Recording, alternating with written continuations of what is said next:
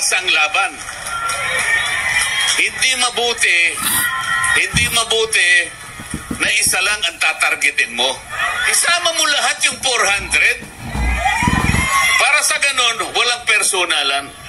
Alam na po ninyo ang dahilan kung bakit ayaw nila. Gusto nilang tanggalin ang Vice President.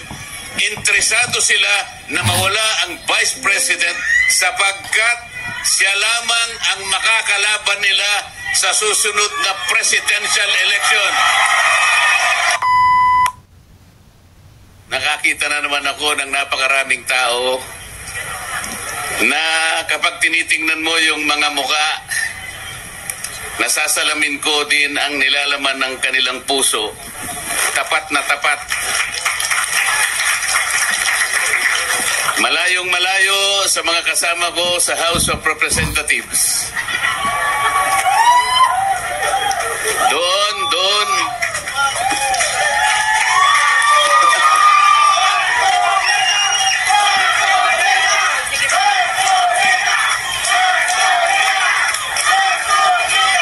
Doon, kunwari nakangiti sila sa'yo. Kunwari lang, nakangiti. Pero yung nilalaman ng puso, walang laman.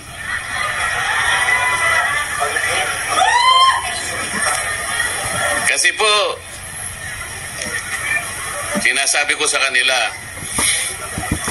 maraming mali ang ginagawa natin. Dapat ang gawain natin, ibase natin sa ating mga tuntunin. Meron tayong House Rules and Regulations. Kagaya ng ginagawa ninyo sa ating Vice President.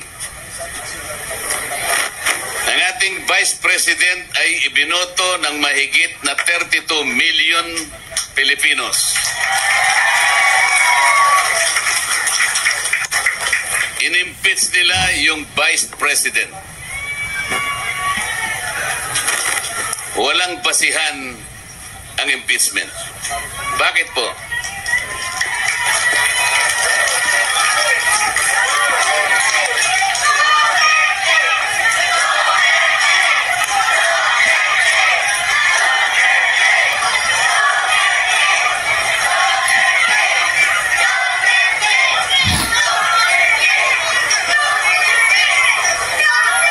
Sabi po nila, meron daw problema sa pagkakagasta ng pondo ng opisina ng Vice President tungkol dun sa confidential funds. Yun po ang kanilang sinasabi. Yun po yung aligasyon. Sabi ko sa kanila, o sige, gawin natin. Pero, isama natin yung mahigit na 400 offices na meron ding confidential funds. Para parehas ang laban. Hindi mabuti na isa lang ang tatargetin mo. Matalino ang mga Pilipino. Lalo na yung mga taga Valencia, Bukidnon. Sabi ko, mahalata tayo ng taga Bukidnon sapagkat name-personal tayo. Isama mo lahat yung 400 para sa ganon, walang personalan. Hindi po nila alam. Ayaw po nila. Alam na po ninyo ang dahilan kung bakit ayaw nila. Gusto nilang tanggalin ang Vice President. Interesado sila na mawala ang Vice President sapagkat siya lamang ang makakalaban nila sa susunod na presidential election. Yun.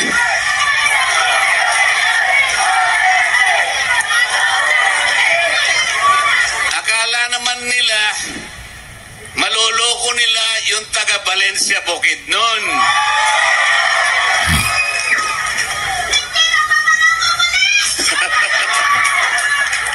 Salamat po sa pagkakataong ito na binigyan niyo ako ng pagkakataong magkita-kita tayo.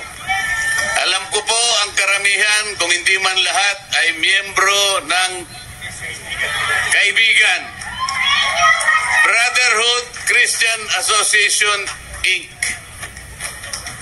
Alam ko po ang inyong pinanggagalingan. Ang Brotherhood po, malalim ang kahulugan. Pag sinabi mong Brotherhood, nandyan ang pagkakaisa. Nandyan ang pagmamalasakitan sa bawat isa. Nandyan ang pagtutulungan sa bawat isa. Alam po ninyo, mayroong nakasulat sa Biblia. Awit, versikulo 133, 133, kapitulo 1. Ano sinasabi doon? Masdan ninyo na pagkabuti at pagkaligaya sa magkakapatid na magsitahan sa pagkakaisa. Nakasulat po sa Biblia. Brotherhood, kapatiran, pagkakaisa.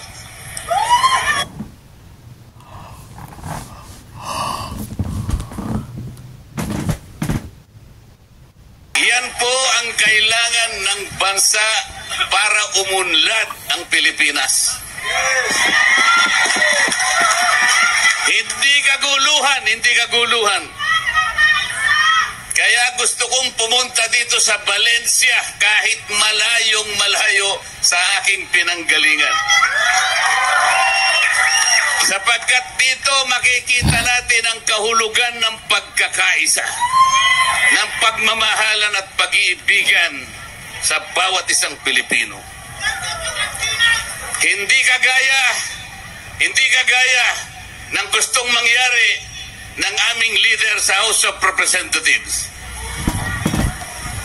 na nanggaling lang sa Tacloban. Ang gusto niya tanggalin niya ang Vice President. Kinasangkapan niya ang mga representatives. Mahigit na 200 ang pumirma. Hindi nila kayo kinonsulta. Hindi man lang sila nagtanong sa inyo. They owe it to the people. Kailangan nilang konsultahin kayo sapagkat napaka-importanting issue to. Tatanggalin mo ang Vice President nang hindi mo kukonsultahin ang iyong mga constituents? Hindi pwede yun. Pumirma sila nang hindi kayo kinukonsulta. Alam ninyo kung bakit sila pumirma? Alam na ninyo ang dahilan.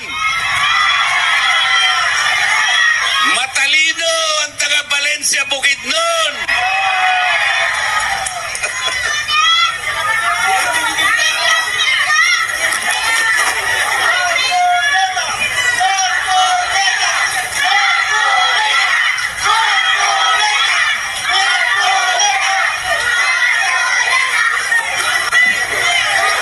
Sa Biblia, meron pang binabanggit sa tunay na magkaibigan.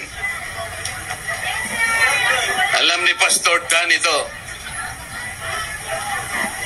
Si Jonathan, anak ni Haring Saul, kaibigan ni David na naging hari ng Israel. Itong dalawang ito, si Jonathan at saka si David, BFF. Magkaibigan, sanggang tikit. Ganon dapat.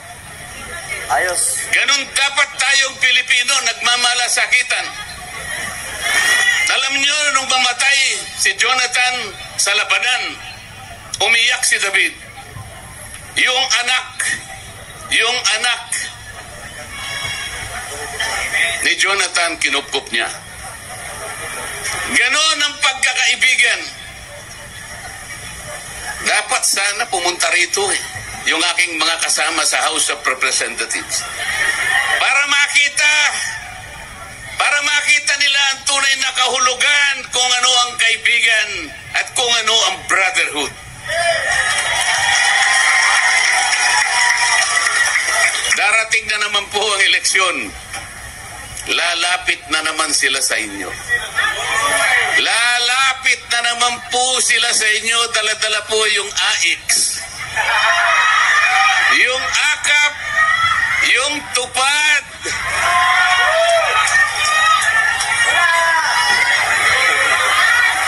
Ayos ah. Bakit? Ang mamamayan ba ng Valencia Bukidnon, ang katapat niya ay konting perang ibibigay sa kanya?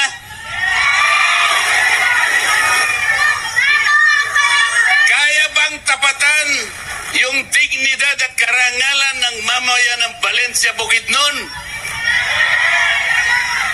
Kaya bang pasayahin lang kayo sa isang araw?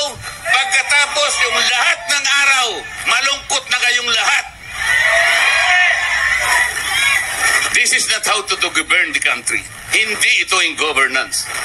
Hindi tungkulin ng congressman o senador na siya mismo ang magdala ng AX, ng AKAP, ng tupad. Kayabangan po yun, pagpapasikat yun. Hindi dapat mangyari yun. Kasi ang akala nila, pag inabutan po kayo ng konting pera, parang utang na loob nyo sa kanila. Hindi po ganun eh. Dapat kasi hindi na pinadadaan sa mga congressmen para hindi sila makapagyabang, para hindi nyo tanawin ng utang na loob. Kung ako lamang ang masusunod po, total konting pera lang naman yun. Magsakripisyo na tayong lahat. Pag lumalapit si congressman o kaya si